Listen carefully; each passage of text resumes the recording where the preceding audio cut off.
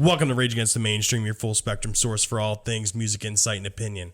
Today's date is November 15th, 2021.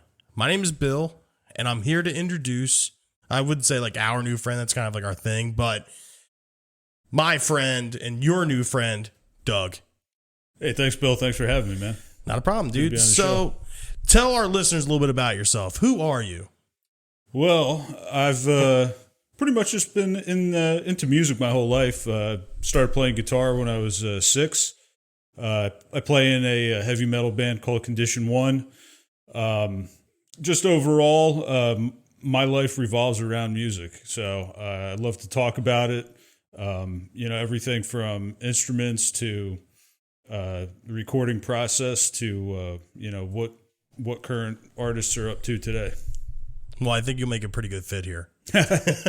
So I would normally say, like, what have you found in the past week that was new and interesting, but you've never been on the show. So what is interesting to you at this moment? Well, I'd have to say this week, I'm a huge In Flames fan. And just recently, pretty much all the past members got together and they're starting up a new band called The Halo Effect. Oh shit! There's a new single they just put out called Shadow Minds. I've been digging that pretty hard. Definitely has like that classic Gothenburg, Swedish metal sound. Heavy vocals, really melodic guitar lines. Love it. Now, what era of In Flames do you like gravitate towards? I mean, it's all really good except for I'd say their last album or two, where pretty much it's just the rhythm guitar player and lead singer left in the band. Yeah. And they've kind of taken a more like auto-tuned vocal approach, and I'm not so much into that. That's usually what everyone's real problem is with the new In Flames shit. It's like super like commercialized, and that's just not In Flames. I mean, granted, like I like Colony, but like that's not like In Flames, especially the older shit. Yeah. I mean, just these last couple albums, there's been one or two songs that kind of almost sounded like classic In Flames, but then Anders starts singing on some of them, and it's like, oh no. That's funny. Well, speaking of like kind of like, oh my God, they re-released Hellraiser, the Ozzy Osbourne song from No More Tears. Now, to the untrained ear, everyone would think like, oh, it's the same song, and they just put Lemmy on it. But being the super overanalyzer that I am, and I'm like a production whore, like I love production, I could tell there was major differences with this version. Like the Zakk Wylde guitars were thinner, like the reverb was like turned down to accommodate for like the rawness of Lemmy's vocal performance from the Motorhead version of the song.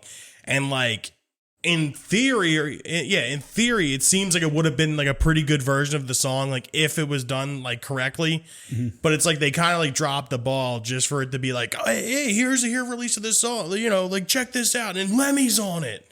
And it's like you kind of ruined what the original version of that song was.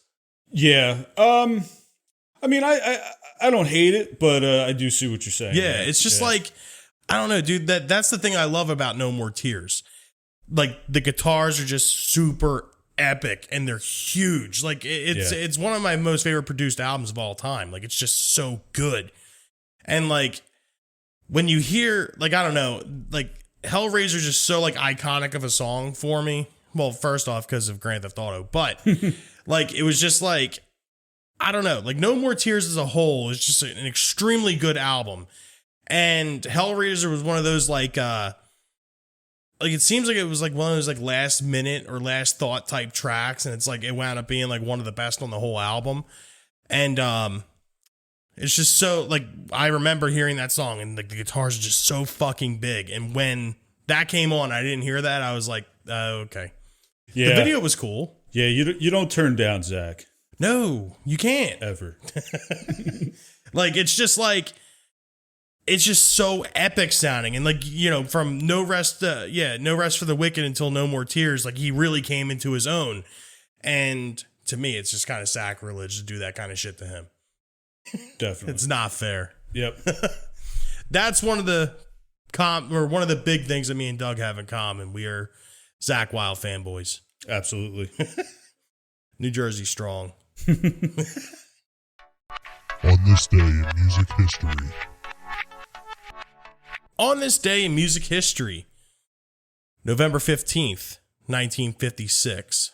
Actually, Doug is the guest today, so I'll let you do the honors of doing the first one. I know how big of an Elvis fan you are.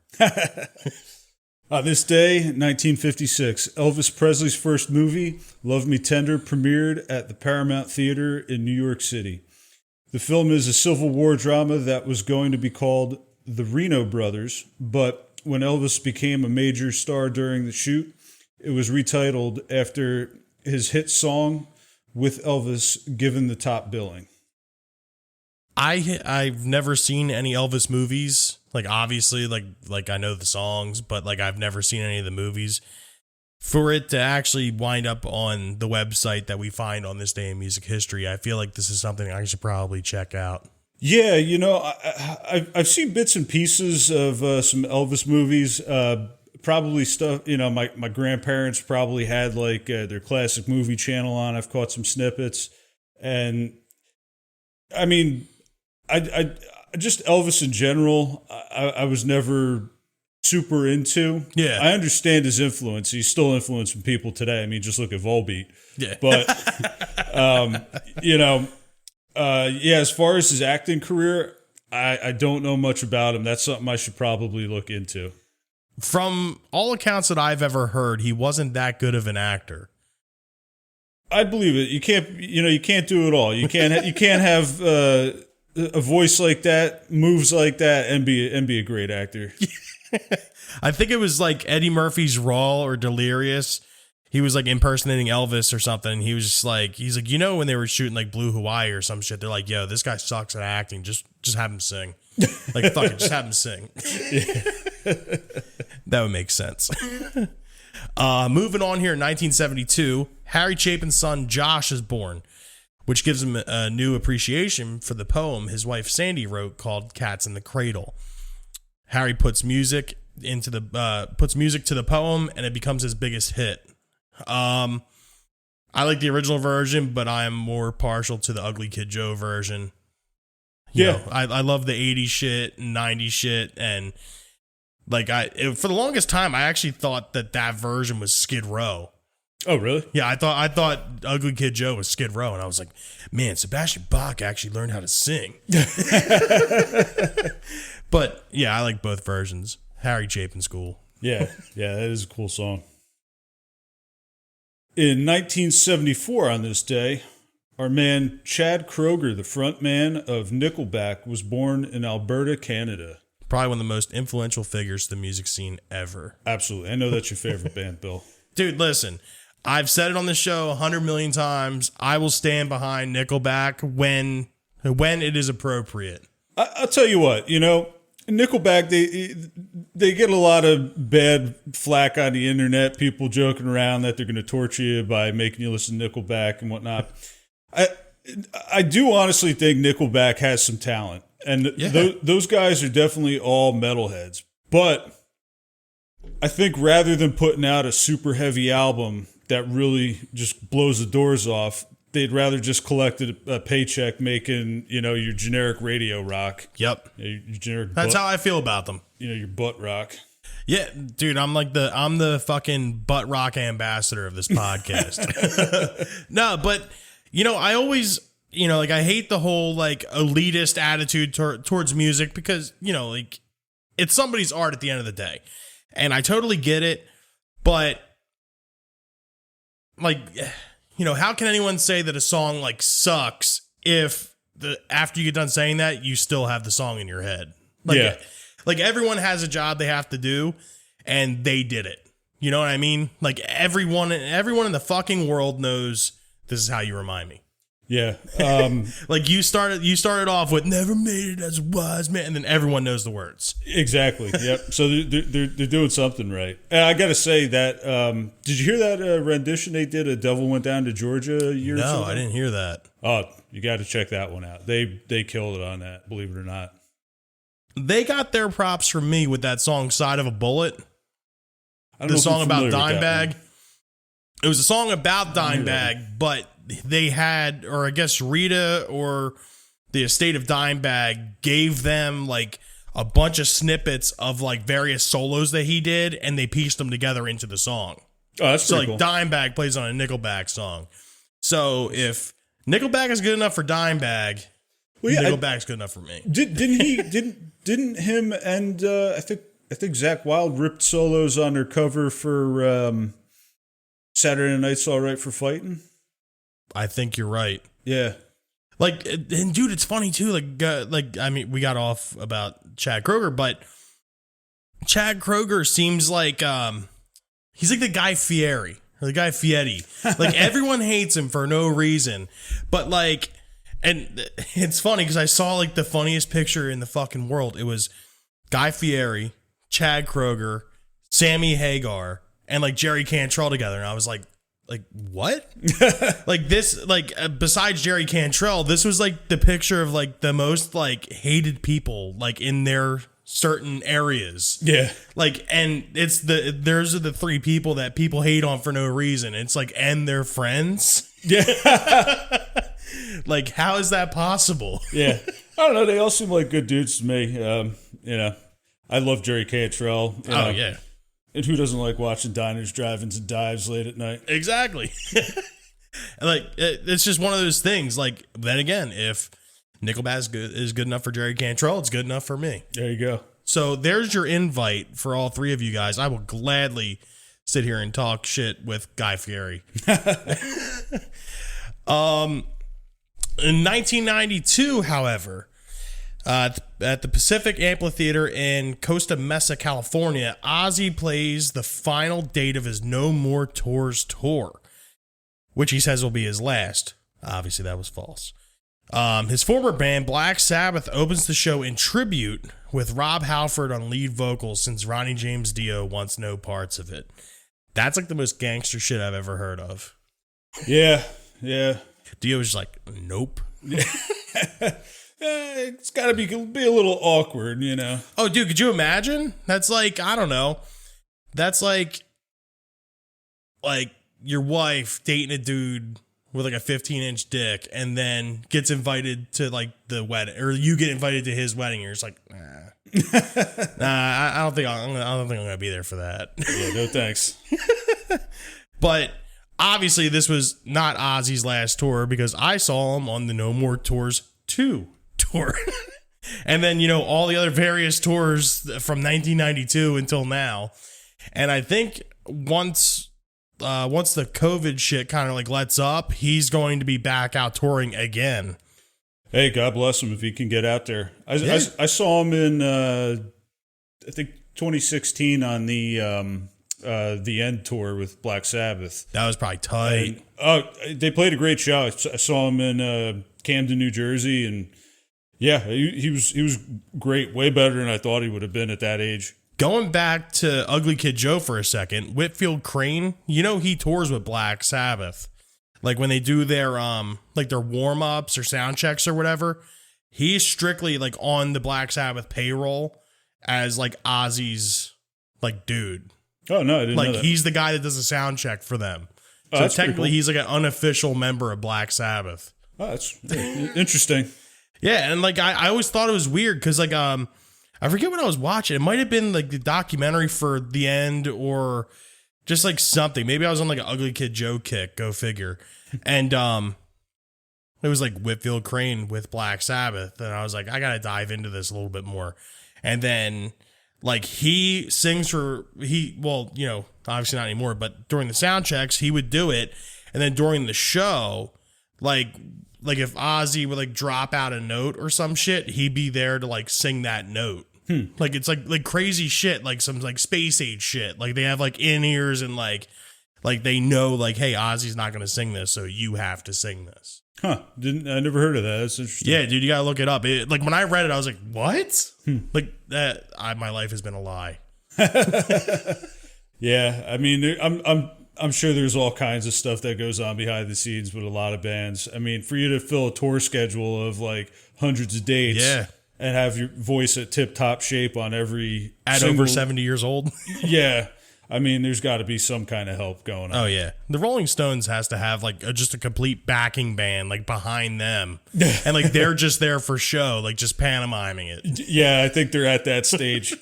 That's going to be the title for this episode now. All right. So, next up, we have in 1994, on this day, TLC released their second album, Crazy Sexy Cool, featuring hits such as Creep, Waterfalls. This group's most successful album, and it sold over 10 million copies in the U.S. That's wild. Yeah, that's a lot of albums. It was a good album. I mean, and, you know, like, obviously, like, being, like, metal guys, it's, like, sacrilege, like, I listen to TLC. But if Waterfalls comes on, everyone knows the song. Yeah,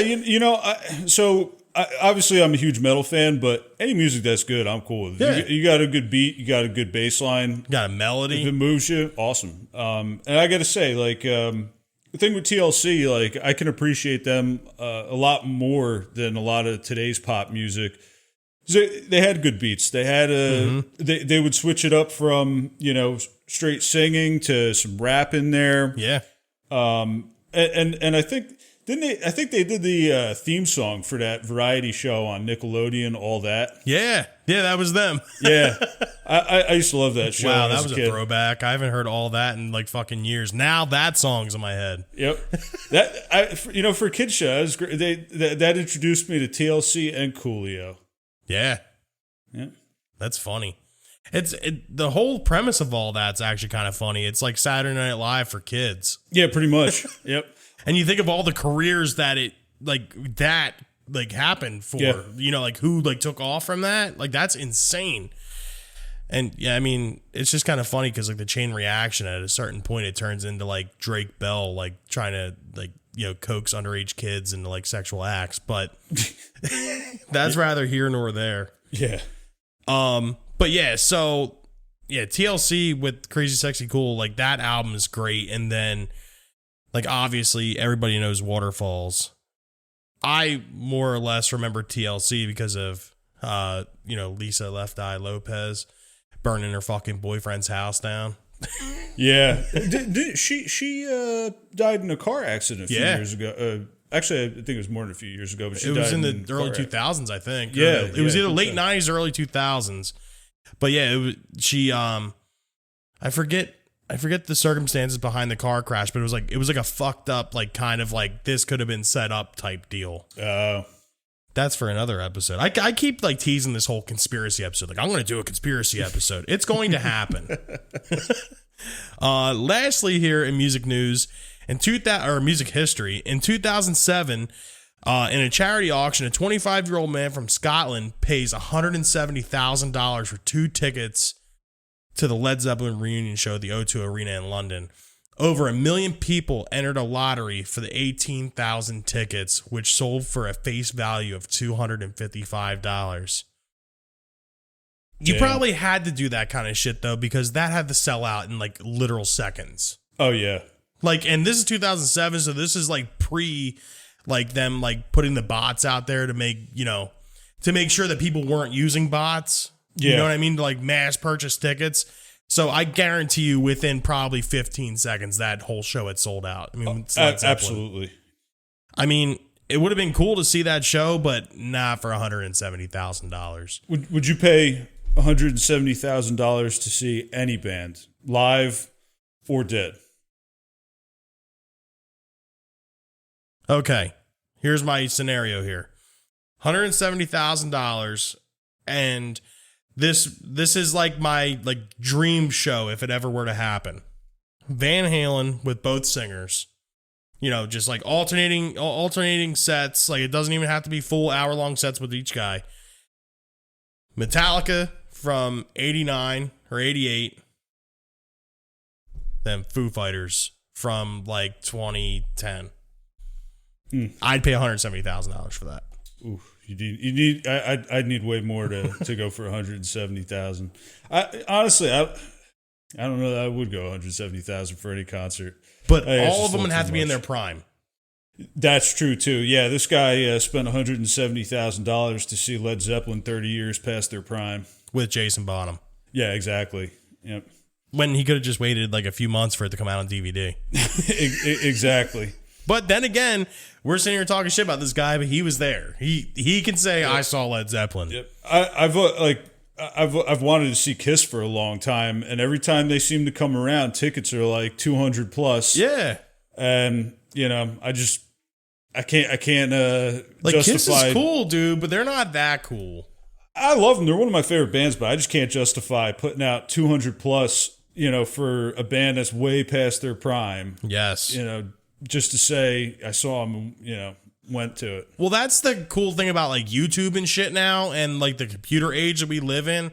You can look at this shit before you go. Yeah. And be like, okay, do I really want to waste my money on this? And even setlist.fm, you can go and see the fucking set that they played the night before and the night before that to see if you're going to get the same set that night. And it's just okay, well then let me look. And then you start doing cross-referencing and you're like, all right, well they played, Love Gun last Thursday in Hershey, PA. So let me quick search this up and watch a live video on it. Then you're watching 4 or 5 camera, phone camera videos before you finally get someone that pro shot it. Yeah. And then you're like, fuck, dude, Paul Stanley can't even sing. Yeah, I like it and I hate it at the same time. Because I like knowing what I'm going to go get to see, but at the same time, I hate that there's no mystery in it. I'm not surprised when they get on to the next song. I'm like, oh, knew that was coming. I understand 100% what you're saying. I did that with Alice in Chains. I think it was 18 I saw them. And I was I have to know what they opened the show with. There was no logical reason that I had to know, but I was I got to look this up. I really got to know. Are they going to open with Bleed the Freak, or are they going to open up with Them Bones? And then I think it wound up not being any of those. And then I forget. Actually, you know what? It may have been Bleed the Freak. And I was for some fucking goofy reason, I had to know. And then I proceeded to look up the entire set. Yep. Even though I knew I was going to get a good show anyway. Yeah. Yeah, those guys don't put on a bad show. No. I've actually seen Alice in Chains and Iron Maiden probably the most out of any bands. I think I've seen Alice in Chains a total of 5 times. Yeah, me too. It's funny, man. Before the pandemic, we talked about this on the show a million times. They're that band. It's like Christmas. Every year they're coming. It's going to be here, no matter what. And then, 2020 was the first time that they weren't in Camden in August. Yeah. That's kind of funny. But yeah, I haven't been to a show in a while with the whole pandemic going on. Yeah, man. I miss it. Well, what's kind of fucked up is I was trying to get a hold of tickets to go see Black Label Society. What was it? 2 weeks ago. They were playing in Philly at the Old Electric Factory. And I guess due to COVID restrictions or whatever, they completely canceled the fucking show and played in Reading instead. Oh, wow. Yeah, that was a kick in the balls. So yeah. I really wanted to go see that. Yeah. I'd like to see them again, too, especially with their current lineup. Yeah. Last time I saw them was back in 2005. And Dario's he's a monster on guitar, dude. Yeah, he is. Even, last week I suggested Set You Free, and Nick Cantonese was a great guitar player and he was very good in that band. But Dario brings his own flavor and he's still able to keep up. Yeah. It's just it's cool to have that other thing and not just a dude that's literally trying to carbon copy Zakk Wylde. Yep. I love Zakk, but yeah, you can't copy that. Yeah, it's just and don't get me wrong, dude, he was great. And I really like Shot to Hell and like all the other shit that he's done with them, but it was just like, it sounded like when you listen to the record that there was no other guitar player. Like it was just Zach. Yeah. Like actually, he probably just recorded the whole shit by himself. That's possible. Yeah. He seems like that kind of guy. I would love to talk to him and like find out. Like, so do you actually let other dudes like play the shit like in the studio? Or you just fucking, quad track everything and just leave it be? Yeah, it's a good question. I'm telling, one of these days he's coming on this fucking show. And I'm going to ask him flat out and just be like, so that'll probably be the whole thing. And he'll just be like, I don't have time for this. So this week, this is actually one of the only episodes this whole season and probably series that I've actually ever did any kind of research for, like ever. Like usually how it goes is, whoever it is will show up. And like me and Steve will go outside and smoke a cigarette, and then it'll just be like, so what are we going to talk about today? And then we come down and then it happens. And usually when it happens like that, I'll be able to do some kind of like intro monologue thing to get to where we're going. This time I can't really do that because like, I don't know, I guess because like I actually did a little bit of research and like now like my, like my free thinking brain's like kind of like over. But we're going to talk about notorious people in music. By notorious, we mean like, well, I know infamous literally is the exact same word, but people that have done shit that will forever be in history for like crazy or just horrible things, and whether or not that helped them rise into the stardom that they have or helped, or just kept it propelling to where they are. So I got a few written down. I don't know how many you have. Do you want to start here since you're the guest today? Sure. I mean, I don't think you can talk about controversial artists without touching on Axel Rose. Oh, dude. Like we're talking about a guy that incited more riots than like anybody. Yeah. He that tour they did with Metallica. Yup. I think James had gotten burnt. Yeah, he stepped on like a fucking like flare or some shit and like melted the skin off his arm. Yeah, and then Axel decided instead of saving the day, he was just going to cancel. And then there were riots in the street. Oh man, like he was notorious for just having everybody at the event and then coming out late or not coming out at all. Yeah. I hear he's cleaned his act up these days. Like if you get tickets to a show, you're actually probably going to see him now. I think he still does the late shit. Does he? But he definitely shows up. Oh, I'd say he loosely shows up. You know what? Have you heard him lately? Yeah, but you know what I can't take from him? The shit he was doing with AC/DC when he was touring with them. I was surprised how good he was with them. Yeah, I didn't see him, but I did. I saw some footage on. Yeah, that's what I mean. I didn't get to see it live, but I'm not paying that kind of money. Yeah, exactly. Especially if they're not going to have Brian Johnson with them, I'm not paying that kind of money. Yeah, exactly. But yeah, and more recently, he sounds. He doesn't have any rasp left in his voice. No, it's very clean, and it sounds like somebody trying to do an impersonation of Axl and poorly. Yeah, it's just not a good Axl Rose impersonation, but unfortunately it is him. Yeah. Like, and the fucked up thing is that everyone in that band is like on their shit. Everyone is perfect. Like the music sounds incredible. Like, people were waiting for the day that you'd see Duff and Slash and Axl on the same stage.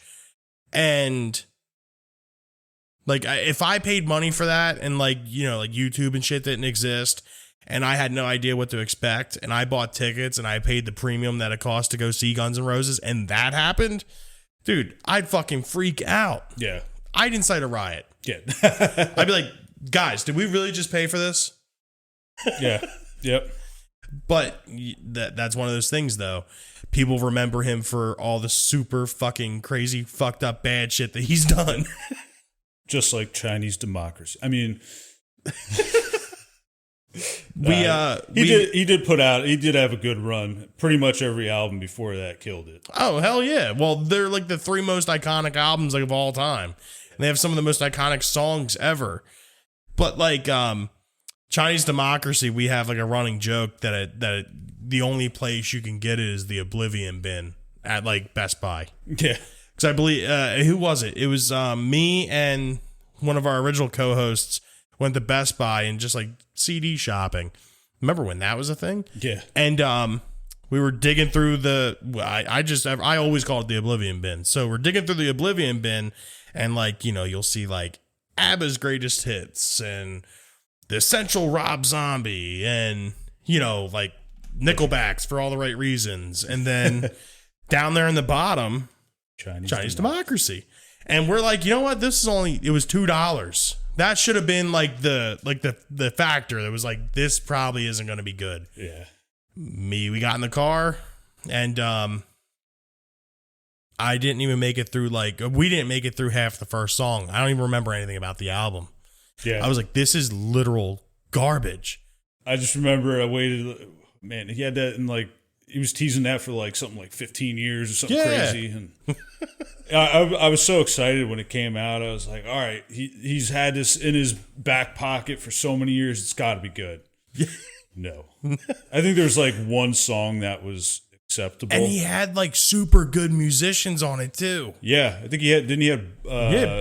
Buckethead, yeah. Yeah, Buckethead, and I think Bumblefoot was playing guitar on that too. Yeah. Well, I know it was one of them was on it. I was shocked at how bad it was considering the lineup he had. Then it turns out we looked it up, and the only reason that Best Buy had them so cheap is because Best Buy pre-ordered like all of them from Geffen or, you know, where Capitol, whoever they're signed from. Oops. They pre-ordered all these with the anticipation that it was going to like fucking like break records. And the only broken records that it got were when they wound up in the trash or, you know, were stomped out in the parking lot because you're pissed that you paid $2 for something you can't listen to. Yeah. At least you only paid $2. Yeah. That's the funny thing about it. I mean, and I believe he still has it to this day. Like, I think it's just sitting on his shelf as like a talking piece. Like, yeah, this is Chinese democracy. Only the real Guns N' Roses fans listen to Chinese democracy. Yeah. So moving on here, one of the few that I have is Keith Richards. Keith Richards is world known as the super fucking hard partying Hellraiser type dude, and it's just nuts. Like the stigma around this guy and the stories that surround him. He's beyond like the whole idea of the Rolling Stones. Like, it's funny because you have, you know, a charismatic frontman like Mick Jagger, but then you have this dude that is literally known for nothing but then just getting fucked up and like super fucked up. And he's like more famous than the actual band itself. And the one thing that I still can't get over is how he looks like he's 100 years old, and he's looked like he's 100 years old for the past like 15 years. Oh, easily. At least 15. How he's outlived like certain people like Eddie Van Halen, Lemmy. Like, how is this? Like, him and Ozzy Osbourne are two of the only people that I can't like wrap my head around. They're actually still alive. Like, it's wild to me. Yeah. I do enjoy all the memes like about climate change saying we need to make sure we leave this planet okay for Keith Richards when we're gone. Yeah. That's hilarious. One of the craziest things that I actually read about him was that he snorted his father's ashes. Yeah, his dad was cremated and he snorted his ashes. I read that and I was like, it's a little odd. It's a little much. Yeah. Just a little bit. I actually have the quote here. He told NME, I don't know who the fuck NME is, but I have to give them credit. My dad wouldn't have cared. He didn't give a shit. It went down pretty well, and I'm still alive. Somehow, some way. Yes. Science should probably look into that. Not like a doctor, scientist, just science. Like science is a person. But yeah, Keith Richards, dude, like you look at pictures of him and it's like, this dude looks like he's going to die at any time. That's the one that surprised me. Yeah. The drummer, Charlie Watts, died. He's been looking like he came out of his crypt for a long time too, though. Yeah, but like, it's funny. Like when you look at pictures of the Rolling Stones, like he looks like the most like mild-mannered dude of them all. Oh, absolutely. Like he's like wearing like a members only jacket, like type shit. Yeah, exactly. And like that dude outlives him. Yeah. Oh, I know. Yep. Meanwhile, he looks like he came straight out of Pirates of the Caribbean. Yeah. But grandpa in his members only jacket, Like Charlie Watts looked like he could have been like anyone's grandfather, like just stereotypical grandfather. Yeah. Like, hey, we need an old guy in this movie. Call Charlie Watts. Yeah. So what else you got? Well, being as they just came out with a new album, how about Limp Bizkit and Fred Durst? A lot of people put a lot of hate on Fred Durst, especially for his antics at the '99 Woodstock. In fact, actually, there was just a special out on, I think it was HBO. About Woodstock '99? Yeah, and they basically make it seem like Fred Durst incited the whole riots and flames and everything. Yep. I'm trying to remember because I've watched like archival footage of this. I'm pretty sure he did like kind of incite that shit, like saying like rip shit down or tear shit up or something, and like he like didn't stop it from happening. Well, I mean their hit song is Break Stuff. So they gave him all the nookie he could handle. Yeah, I gotta say, I grew up in that time where Limp Bizkit and Korn, Mudvayne, like that whole scene was huge. Oh yeah. I mean that was like the metal to be into when I was in middle school, early high school, and Limp Bizkit ended up getting a lot of hate, but I will say. They're original, like they're even though they get compared to Korn a little bit, they really don't sound anything alike. No. Other than that, they're playing more of a hip hop kind of groove with some of their songs, rather than your traditional like thrash metal. Yeah. But they incorporated elements of rap into it, but. Yeah, I really like Wes Borland as a guitar player. Yeah. I mean, his riffs are killer. He's underrated. He's underrated, especially even in the new metal scene. He's underrated. Like you always like hear about like Steph Carpenter from Deftones, or Korn and Head, or what else? Who else? I'm drawing a fucking blank here. Like Coal Chamber. Yeah. The douche from fucking Linkin Park. Mike Mushak or whatever his name is. Oh, no, you know what I'm talking about? That's Stained. Mike Mushak's Stained.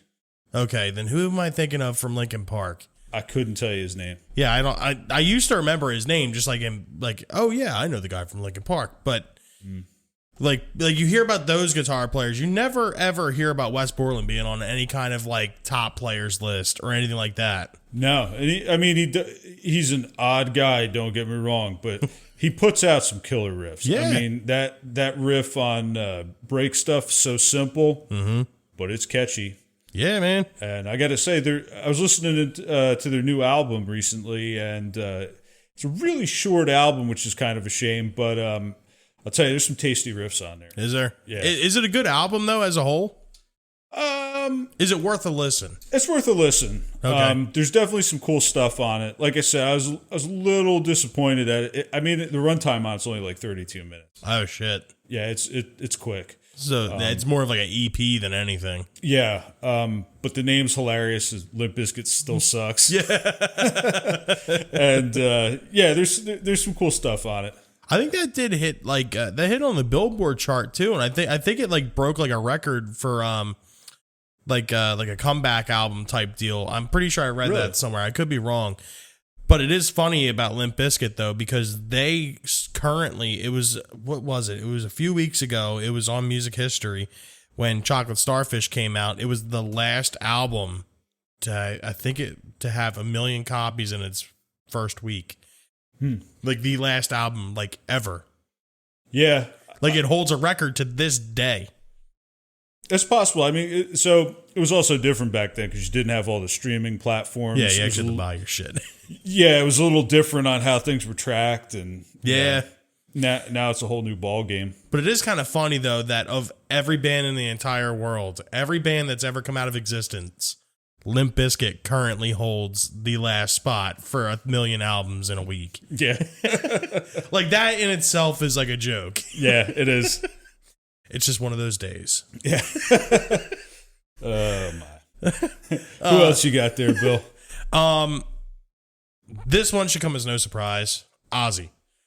So from the very beginnings of him being like the Antichrist, and which obviously was all false, and moving into the 80s with the Bat, and then moving in further into the 80s with his antics with Motley Crue. Ozzy Osbourne is one of those guys where it's like, you should have been dead like a long time ago. I thank God that Bat didn't have COVID back then. This would have happened way earlier. Yeah, and just think, we definitely wouldn't have had the science or the knowledge back then to actually combat this at all. No. We don't take COVID as a joke here on this podcast. I think the Bat story but kind of it's the shining like thing in like Ozzy's like lore. Yeah. Or you know what I mean? Like his, like the urban legend of Ozzy, like that is the one. Yeah, I look at it as like my mom couldn't tell you a single Ozzy Osbourne song, but she knows that he bit the head off of the Bat. Yeah, exactly. I mean, I think what was it I was watching? It might have been like Ozzy and Jack's World Detour or some shit. And they were talking about how more people recognize Ozzy on the street from being on the Osbournes than him actually being like Ozzy Osbourne. It's sad but true. Yeah, I could totally see that. Well, it is kind of funny too because the Osbournes as a show, like really propelled MTV into this whole like reality TV thing. Like people don't realize, like, not only is Ozzy a pioneer in like heavy metal and like, you know, really super important in music, but he's just as important in TV and film too. Yeah, I mean, if there was no Osbournes, we might not have the Kardashians. Damn it. Bummer. Another instance with Ozzy is what was depicted in The Dirt, the Motley Crue movie. I don't know if you saw that. Oh, I did. What did you think about that movie? I'm not sure how factual it was. Just taking it at face value, I thought it was pretty entertaining. I thought it was cool. I liked Machine Gun Kelly as Tommy Lee. I thought that shit was like perfect. Yeah, he looked pretty spot on. Yeah, and I thought it was crazy how they covered up all of his tattoos and shit. I thought the best though was the guy that played Mick Mars. Oh yeah, isn't he from Game of Thrones? Yes. Yeah. Okay. Yep. What was the one thing he said? Like, do you have a band name? And they're like, no. Well, he's like, yeah, whatever you came up with probably sucks. Every band you've been in probably sucks. And he's like, I had this band called Sweet 16. It was pretty good. He's like, that band probably sucked too. You never even heard us play. Well, with a name like Sweet 16, you guys definitely sucked. Like that movie was full of zingers. Yeah. So the scene I'm talking about with The Dirt is when they're out at the pool. And this has been, documented everywhere that they were having like a gross out thing with Ozzy, like who can do like the nastier shit. And I believe Nikki Sixx like snorted up ants or something. And then he was like going to snort his own piss. And then Ozzy took it a step further and just started lapping the piss up like a dog. That is absolutely. Yeah, I don't think there's any kind of like bragging rights or anything that could push me to something like that. Like, sure. Yeah. Yeah. I don't even know. I don't even know what the amount of money would be for me to do that. It would have to be a pretty decent amount. Like 5,000? Like, I don't know. Why, you got 5,000 on you? It depends. Money talks. So what do you got? So I don't think you could talk about, notorious figures without bringing up Marilyn Manson. Oh, yeah. The Antichrist superstar. I just remember growing up, just hearing that name would just make moms quiver. And not in the good way. Yeah, I mean, any of your like church moms, like, oh my God, like absolutely, oh hell no, like.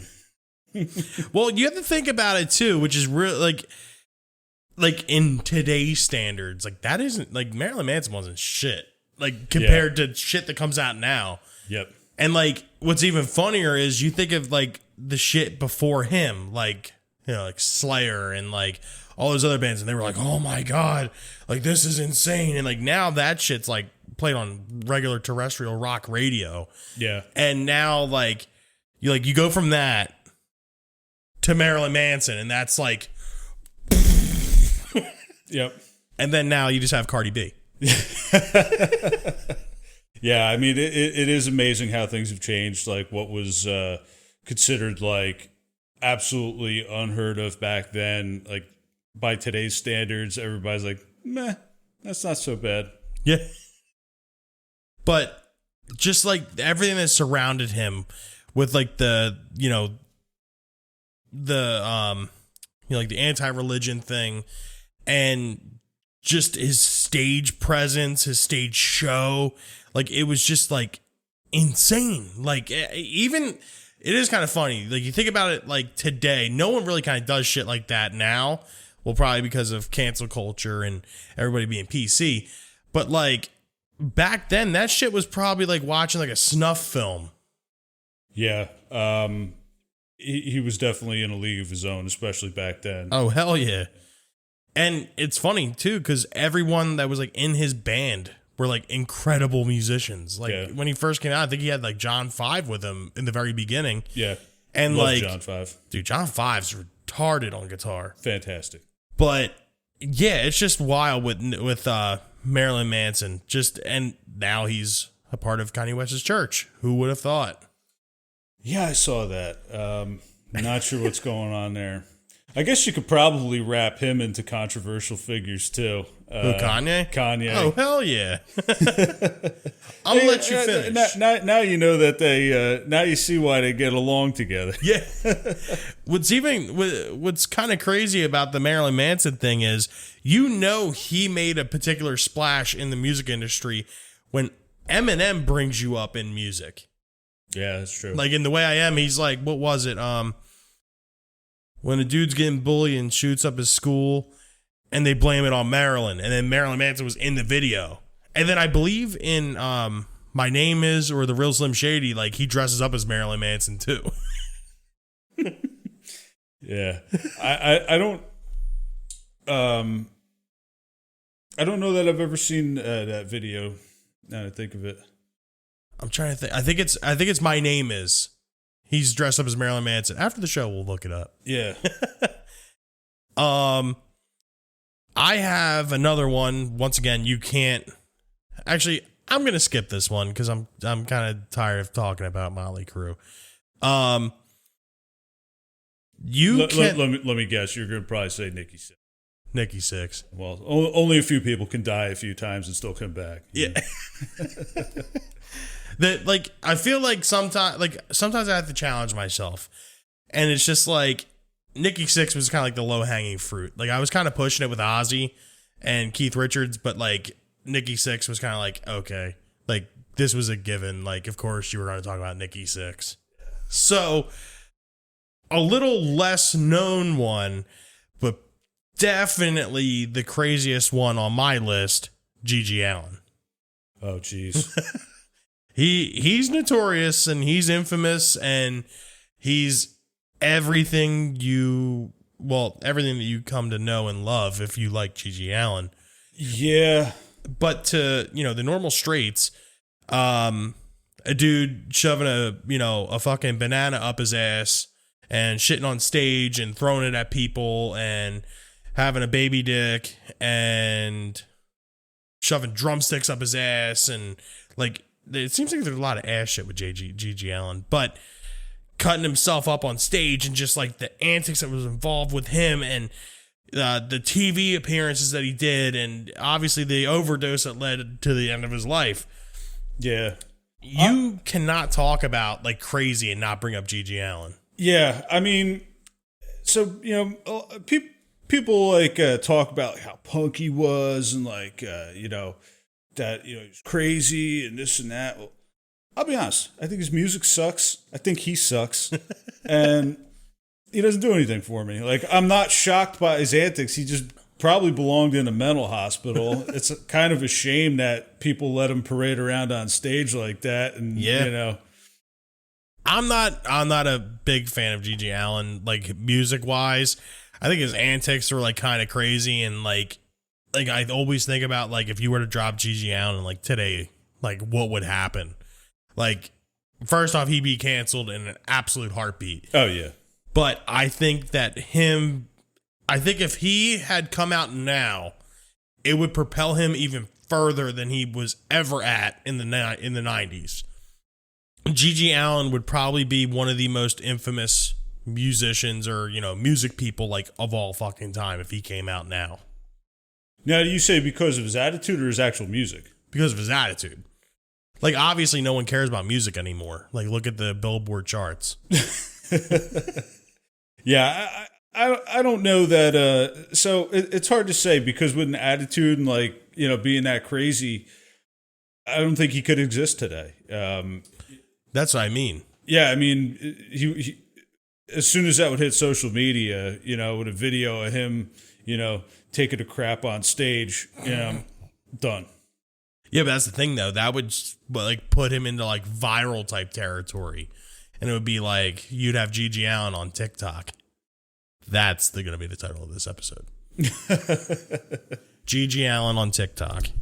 It would just be just like, 5 second, 20 second videos of him just taking shits at like places where he shouldn't be. But, like I'm just like looking through here, like his rap sheet, if you will. And it's just like, getting in fights with his audience, running from the police. It's funny because this thing that I got here, it says to call Gigi Allen a punk rocker is inaccurate. He was more of an extreme confrontational performance artist with musical tendencies. I'd say that's probably accurate. Yeah. Yeah, so Gigi Allen. Yeah, no, not for me. I saw one other person that you had on your list there that we didn't talk about. We should probably touch on was Suge Knight. Yup. Switching it up to hip hop. I mean, Death Row Records, one of the most successful record labels of all time as far as rap goes. Countless hits. But now Suge Knight is behind bars for, I think, till I want to say 2037. Yeah, I'm actually bringing up the Wikipedia page because on my notes for this episode, I just put Suge Knight and it was like too much to type, and I was like, Wikipedia. Yeah, so July of 2037, he's eligible for parole. Wow. Well, that's because he was on the set of Straight Outta Compton. He fucking ran somebody over. Yeah, I saw the video of that. He just like backs up and like runs dude right over. Dude, he's fucking nuts. Yeah. But like going on Wikipedia here, because actually Suge Knight was my last one on my list too. So in 95, he pleaded no contest and was sentenced to 5 years probation for assaulting 2 rappers at a recording studio. Go figure. He was sent to jail pending on the hearing of a probation violation. when him and Tupac attacked Orlando Anderson, a Crips gang member. He was then sentenced to 9 years in prison in 97 for probation violation, but was granted early release and was let out on August 2001. In 2003, he was sent to prison again for violating parole when he struck a parking lot attendant. It says Death Row's income rapidly declined during Knight's recent incarceration in 2003. This one wasn't really that bad. In 2006, he engaged in another dispute with a former friend and ex-associate, Snoop Dogg, after Snoop insulted him in an interview with Rolling Stone magazine. Yeah, that probably wasn't good. You don't fuck with a dog father, dude. 2008, it was claimed by police that Suge Knight was he was part of the gang mob Pyru, a street gang, in a crackdown by authorities in the city of Compton. 2008, he was involved in an altercation involving a monetary dispute outside of a nightclub. He was unconscious for 3 minutes at the hospital. He did not cooperate with the Los Angeles Police Department. 2008, he filed bankruptcy. 2009, he was taken to Scottsdale Healthcare Osbourne to be treated for facial injuries he received during an altercation at a private party in a hotel where he was reportedly punched. Unreal. I mean, if I was if I had that guy's money, like the only injury would be like my thumb hurting me from counting my bills. Dude, are you kidding? Like, it's I forget where I heard it before, but it was like one of the rappers, or, you know, it might have been like Eazy-E or something, but it was like you could take the man out of the streets, you can't take the streets out of the man type deal. Yeah. And like that's pretty much what happened here. And he brought in a mob mentality to a record label and it just didn't work. Yeah. I think that happens a lot in music industry, not even necessarily just hip hop. I think it happens just all in around. general. Yeah. Well, you know, because that's the thing.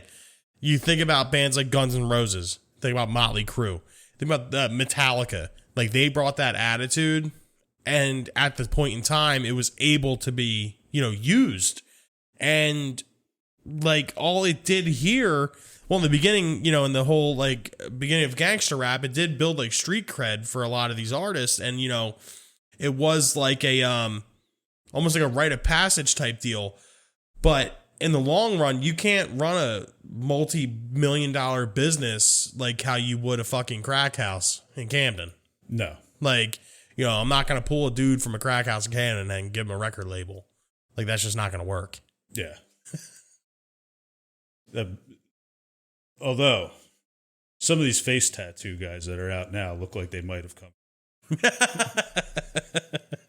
I saw a meme the other day. It was like, it was a dude that like had fallen asleep at a party or some shit, and they like drew like glasses on him and like wrote like penis or some shit on his forehead and like just drew shit on his face, and it said falling asleep at a 90s party, that picture. And it's like today's rappers, that picture. Oh, I think I saw that too, actually. Yeah. It's like, who's doing your tattoos? Like, dude, they look terrible. Like, and it's funny too, because I feel like that kind of started like Post Malone. Like, I feel like he kind of started that whole like where it was like I don't want to say acceptable, but you know what I mean, where it's like it became more popularized like after him. It's like, oh, well, if Post Malone's doing it, then like, fuck it, we're all doing it. Then you got Tekashi 6ix9ine, and then you got like you fucking name it. Like, who doesn't have a face tattoo anymore? A wise woman I worked with once told me, you don't put bumper stickers on a Bentley. I was dying. That's funny. I like that. Perfect. You don't put bumper stickers on a Bentley. That's hilarious. So that kind of wraps this topic up. Unless you had anything more you wanted to talk about with Suge Knight. No, I think I'm good on Suge. So what do you think? Was there anybody that we didn't bring up that we should have brought up? Do you think that we were way out of line with this episode and we definitely weren't being politically correct with this, and we should really watch ourselves next time? Get at us on our social media accounts. Instagram and Twitter at RATM Podcast. Facebook.com/RATM Podcast. YouTube search Rage Against the Mainstream Podcast, because we have not received the subscriber account enough to get a custom URL. So every like, share, and subscribe that you do will help us. Then, of course, if you want to, write and the 150 characters on Twitter isn't enough for you, you can get us retmpodcast@gmail.com. But let's roll into our suggestions for this week. Sure. What do you got this week, Doug? My suggestion for the week, I'm gonna switch it up a little bit from metal. Okay. And I'm gonna go with the band Los Stellarians. Have you heard of them? No, I have not. They're actually a side project from S.A. Martinez from 311. Okay. They kind of have a bit of like an old school soul kind of sound. Very good bass lines. Excellent beats, great singing. I would have to say we could look at the song "Trippin'" is a good one by them. Okay. That's awesome. My suggestion for this week should come as no surprise. I feel like I've talked about Ozzy Osbourne a lot this episode. Like, I feel like from the start till now, like I brought up Ozzy at least 20 times. I'm going to suggest for you the September 17th, 1991 release, No More Tears. The song I'm going to suggest is not Hellraiser or Mama I'm Coming Home or No More Tears, but is actually S.I.N., Shadows in the Night. I feel like this is an extremely underrated track on this album, and it has one of the best sax solos on the entire album itself. So yeah, check it out. No More Tears, S.I.N. But yeah, that kind of wraps it up for this week. Doug, I want to thank you so much for coming on, and you are more than welcome to come back here and hang out whenever you want. Yeah, thanks for having me, Bill. I'll definitely have to stop by again. Oh, absolutely. So, once again, you can find us on our social media pages. Facebook.com/RATM Podcast. Instagram and Twitter @RATM Podcast. YouTube search Rage Against the Mainstream Podcast, only because I can't remember all the special characters and numbers and slashes in order to find our page. And of course, our email is always open and ready and available for your hot, juicy submissions. ratmpodcast@gmail.com. But until then, this is another episode of Rage Against the Mainstream Podcast for the books. As always, I'm Bill. I'm Doug. Have a good night, guys. Thanks for listening.